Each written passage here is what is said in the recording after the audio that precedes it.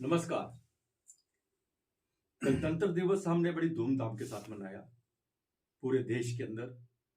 और जिस तरह से इसका मेन जो फंक्शन दिल्ली में हुआ, उसमें हमारे एक खास मेहमान थे फ्रांस के प्रेसिडेंट।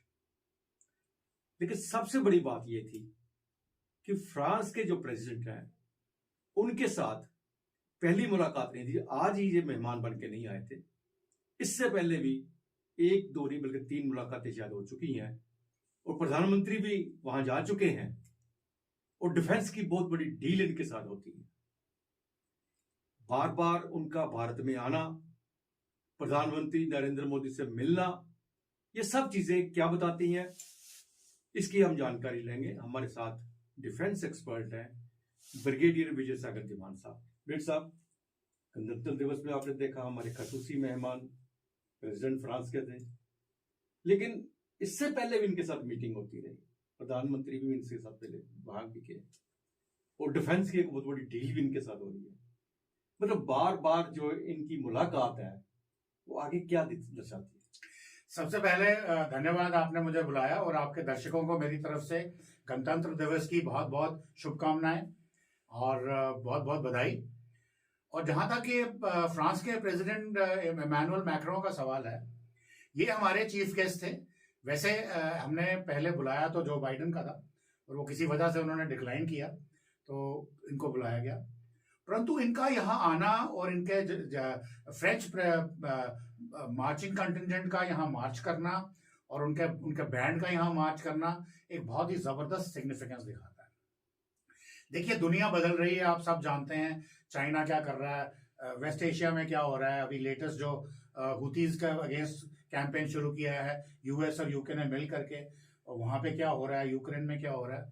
तो इस किस्म की इमर्जिंग वर्ल्ड ऑर्डर में आपकी क्या भूमिका रहनी चाहिए? आप किसी एक पर्टिकुलर ब्लॉक के साथ चलना चाहिए आपको, या आपको अपने नेशनल इंटरेस्ट के साथ चलना चाहिए? तो ये जो भारत ने दिखा दिया दुनिया को कि हम नेशनल इंटरेस्ट पहले रखते हैं। हालांकि रशिया के साथ हमारी बड़ी जबरदस्त दोस्ती थी और यूक्रेन के साथ भी कोई खास खराब संबंध नहीं थे, थोड़ा बहुत था टिफ उनके साथ।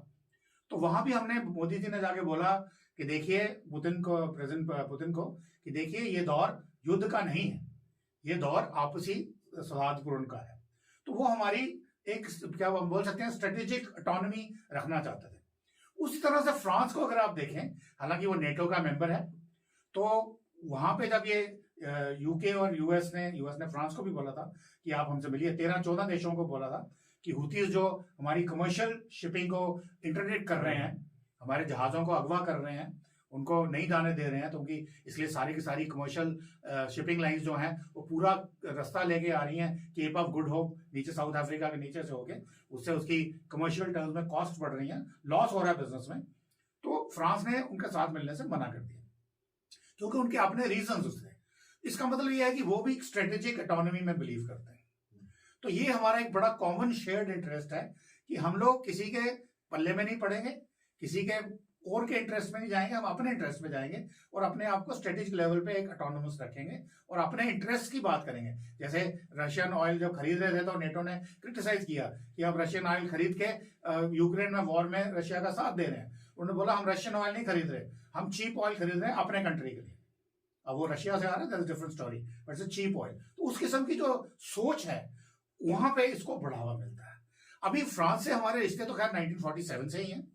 और सबसे बड़ी बात यह है कि 1998 में जब हमने न्यूक्लियर ब्लास्ट किया था, पूरी दुनिया ने हम पे सैंक्शन लगाई थी। फ्रांस ही एक ऐसा कंट्री था जिसने हमारे साथ सिविल न्यूक्लियर डील करी, 2008 में आ गए। उस दिन 1998 में उन्होंने हमारा साथ दिया था। तो इस तरह से हमारे पुराने संबंध थे। फिर उसके बाद अभी जब लेटेस्ट आए हैं तो रफेल के बारे में आपने सुना है। रफेल के बारे में गवर्नमेंट्स क्या बोलती नहीं है, चाहे वो कांग्रेस गवर्नमेंट थी। शुरू चलो कांग्रेस गवर्नमेंट में ही शुरू हुआ, बट अल्टीमेटली रफेल आज हमारे पास एक मेजर पंच है और कोशिश ये कर रहे हैं हम कि कल को शायद रफेल का टेक्नोलॉजी ट्रांसफर हो और बनने शुरू हो जाए। अगर एयरबस इंडस्ट्रीज जो फ्रांस की है, उन्होंने ऑलरेडी टाटा के साथ एमओयू कर लिया है कि हिंदुस्तान के अंदर एयरबस इंडस्ट्रीज हेलीकॉप्टर बनाएगी H-125 और H-130, तो रफेल भी किसी दिन आ जाएगा। अगर स्कॉर्पियन जो न्यूक्लियर सबमरीन्स हैं जो या डीजल सबमरीन्स हैं, जो फ्रेंच सबमरीन्स हैं जो इंडिया के पास हैं, वो ज्यादा बन रही हैं, टेक्नोलॉजी ट्रांसफर हो रहा है फॉर नेवल वेपन्स। फिर उसके बाद जितने हमारे फायर पावर है, एयर डिफेंस वेपन्स हैं, मिसाइल्स हैं, अगर उसमें फ्रांस हमसे भागीदारी कर रहा है। स्पेस के अंदर जितनी भी हमारे पास आज स्पेस में फ्रांस से ज्यादा काबिलियत है। We are the only 4th country in the world जिनके पास एंटी सैटेलाइट वेपन है, फ्रांस के पास नहीं है। वहां हमारी भागीदारी है, इसरो में इनके साथ भागीदारी है। फिर इसके अलावा अगर आप क्लीन एनर्जी देखें, क्लाइमेट चेंज देखें, फ्रांस के अंदर एक चल रहा है, आपको दर्शकों को बता दूं, कम से कम मेरे ख्याल 25-30 साल से एक एक्सपेरिमेंट चल रहा है जिसमें वो कह रहे हैं कि सूरज की जो गर्मी है उसको हम कैसे यूज करें एज अ सॉफ्ट एनर्जी। तो उसके लिए उन्होंने 30 मील लंबी टनल बनाई है, उसमें इलेक्ट्रॉन प्रोटॉन्स के एक्सपेरिमेंट चलते हैं। तो वहां पे भारत ने तब, जब हमारे पास हमारी आर्थिक हालत इतनी अच्छी नहीं थी, तब हमने $17.5 मिलियन का एक रेफ्रिजरेटर दिया था जो उस प्रोजेक्ट में काम आता है। तो ये हमारे पुराने संबंध हैं टेक्नोलॉजी ट्रांसफर के। और आज जब हमारी सोच जो है वो स्ट्रेटेजिक ऑटोनॉमी में कॉमन में आती है, फिर हम सोचते हैं कि मल्टीपोलर वर्ल्ड होनी चाहिए ताकि सारा बैलेंस रहे, किसी एक पावर ब्लॉक के पास पावर नहीं जानी चाहिए। प्लस उसके बाद हम सोचते हैं कि जैसे हमारे मोदी जी भी बोलते हैं कि वासुदेवम कुटुंबकम, ये हमारी हजारों साल पुरानी संस्कृति है, एक फैमिली, दुनिया एक फैमिली है, एक ही फ्यूचर होना चाहिए, वन वर्ल्ड वन फ्यूचर। तो ये सब चीजें बाहर निकल के आ रही हैं फ्रांस के साथ करने के लिए। अब फ्रांस थोड़ा बहुत उखड़ा हुआ भी हुआ है अमेरिका से, क्योंकि फ्रांस का अमेरिका के साथ न्यूक्लियर सबमरीन्स का एक पैक्ट था जो उसने ऑस्ट्रेलिया के साथ चलना था, तो उसमें फ्रांस को निकाल के यूके का साथ दे दिया, ऑस्ट्रेलिया का साथ दे दिया, ऑकस बना लिया। तो इस किस्म की जो हमारी जो फ्रेंडशिप चल रही है, और बेस्ड ऑन द वैल्यूज जो हमारी हजारों साल पहले थी, 50,000, 5,000, 10,000 साल पहले जो हमारी वैल्यूज से जो हमारे वेद पुराण आ रहे हैं, वो चीजें निकल के आ रही हैं। वो फ्रांस के लिए एक बहुत बड़ा, हमारे लिए एक बहुत बड़ा एक अच्छा वो प्लेटफॉर्म मिल सकता है। तो उससे भारत की जो प्रभुता है, भारत एक विकसित देश की तरह उभरेगा बाई से 2047, जैसा कि हमने एक करा है। अगर आप MEA के वेबसाइट पे जाएं तो एक MOU भी साइन हुआ है, उसका नाम है, शायद मुझे एग्जैक्टली नाम नहीं याद आ रहा, but this is something to do with 2047 MOU with France. तो उसमें हमारी क्या क्या बातें जुड़ेंगी आपस में, एक दूसरे के साथ कैसे कोऑपरेशन होगी, और कैसे कैसे हमारी टेक्नोलॉजी ट्रांसफर होगा, जो मैन्युफैक्चरिंग होगी इंडिया में होगी, तो वो सब आएगी। इसके अलावा दुनिया में इस वक्त जो सबसे बड़ा खतरा है, एक तो रशिया, अमेरिका जो वर्ल्ड पावर नंबर 1 बोला जाता है, उसकी जो सीट है वो चाइना उसके अगेंस्ट कॉम्पीट कर रहा है, वो भी एक चैलेंज है। दूसरा चैलेंज ये है कि चाइना जो है, चाइना भी तरक्की कर रहा है, पर चाइना की जो सोच है वो हेजमोनिस्टिक सोच है। तो उसने क्या किया है भाई, आज पूरा का पूरा जो वर्ल्ड में साउथ चाइना सी को तो उसने ऑलरेडी कैप्चर कर लिया है। इंडो पैसिफिक, इंडियन ओशन के अंदर उसकी पूरी पैठ है, 7 कंट्रीज को कर रहा है वो। फिर जो ग्लोबल साउथ है, अफ्रीकन कंट्रीज हैं, वहां पे उनके साथ भी वो मिल करके उनको भी डेट ट्रैप में फंसाया, उनकी इतनी मदद कर दो कि वो आपका लोन प्रीपेमेंट ना कर पाए, फिर आप वहां पे अपने बेसिस बना लो। तो वो एक खतरा है इंडिया के लिए बहुत बड़ा। तो इन दोनों खतरों को काउंटर करने के लिए जो हमारी चल रही है मिली भगत फ्रांस के साथ, उससे बढ़िया पैक्ट्स हो नहीं सकते, क्योंकि फ्रांस का भी इंडियन ओशन में उतना ही इंपॉर्टेंस है जितनी इंडिया की है। अगर आपको पता हो, आपके दर्शकों को मैं याद दिला दूं कि ये जो सेशेल, मॉरिशस के नॉर्थ ईस्ट में जो है बहुत सारे फ्रेंच आइलैंड्स अभी भी हैं।